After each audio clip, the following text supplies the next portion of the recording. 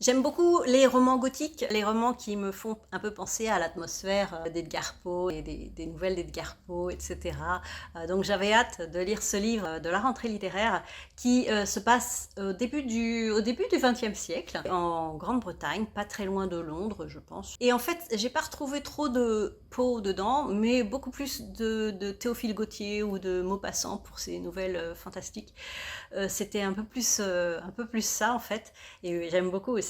Il s'agit de À l'ombre de Winnicott, de Ludovic Manchette et de Christian Niemiec. J'ai mal à le dire, aux éditions du Cherche Midi. Vous devez les connaître principalement parce qu'ils ont écrit Alabama 1963, entre autres, et Americas aussi. Et là, ça change un petit peu parce que, bah voilà, déjà, ça se passe début 20e. Et il y a un petit côté fantastique dedans parce que nous sommes avec une préceptrice qui débarque dans un grand manoir, préceptrice française, et elle débarque dans un grand manoir où viennent d'emménager un couple et leur fils aveugle. Elle est mal habillée, etc. Donc eux, ils sont un petit peu bourgeois et tout, donc ça leur plaît pas trop, une préceptrice qu'ils peuvent pas montrer à leurs amis, etc. parce qu'ils ont honte. Mais le petit gamin, lui, il est aveugle, donc il s'en fiche du moment que elle lui apprend des choses et elle le comprend, elle le considère pas comme un handicapé qu'il faut surprotéger. Voilà, et c'est ce qui se passe. Le souci, c'est que dans ce manoir, il y a des choses étranges qui se passent, des objets qui bougent, des tableaux qui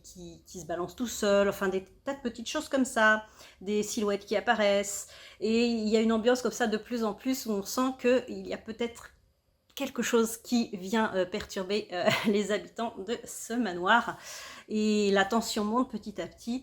Il y a beaucoup d'humour dedans malgré tout, c'est assez drôle, il y a des répliques assez drôles, il y a beaucoup d'émotions aussi, surtout entre cette femme française qui donne des cours à ce jeune homme aveugle, mais aussi avec ce couple un peu bourgeois mais qui reste quand même assez drôle. Enfin surtout le monsieur est assez drôle, et la femme est très très angoissée, tout le temps angoissée pour son fils, enfin bref. C'était une ambiance assez sympathique. Voilà, j'ai bien aimé me retrouver dans ce manoir, même s'il est hanté. Et oui, donc je vous le conseille, hein, si vous aimez les histoires de fantômes mignonnes, avec un petit peu d'humour, c'est rafraîchissant aussi dans cette rentrée littéraire.